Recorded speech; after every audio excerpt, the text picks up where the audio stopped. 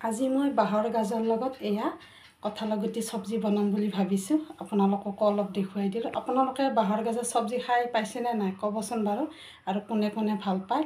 ইয়াৰে খৰিচাও বনায়, খৰিচা খাবলৈও ভাল লাগে আৰু চব্জি খাবলৈও ধুনীয়া। এয়া চব্জিটো মই আগতে খাই পোৱা নাছিলোঁ। আমাৰ চিপাঝাৰৰ ঘৰত মানে প্ৰায়ে বনোৱা হয়, তাতে মই প্ৰথম খাইছোঁ।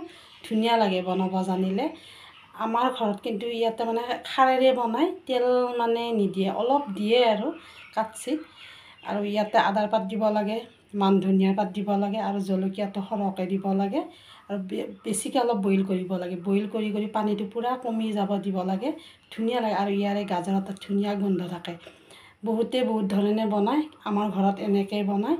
মই এনেকৈ খাই পাইছোঁ, বহুত ধুনীয়া লাগে। খাই চাবচোন বাৰু এবাৰ এনেকৈ বনাই, কেনেকুৱা লাগে জনাব। মই পাৰিলে ৰেচিপিটো দিব পাৰিলে ভালো লাগে, পাৰোঁ নে নোৱাৰোঁ চাই লওঁ বাৰু। ইয়াৰে ৰেচিপিটো মই মুখেৰে কৈ দিলোঁ আপোনালোকক। ঠিক আছে বাৰু, এয়া মই দেখুৱাই দিলোঁ আপোনালোকক। ভাল লাগিলে লাইক কমেণ্ট কৰি দিব মোৰ ভিডিঅ'টি। ধন্যবাদ, ৰাখিছোঁ আজিলৈ।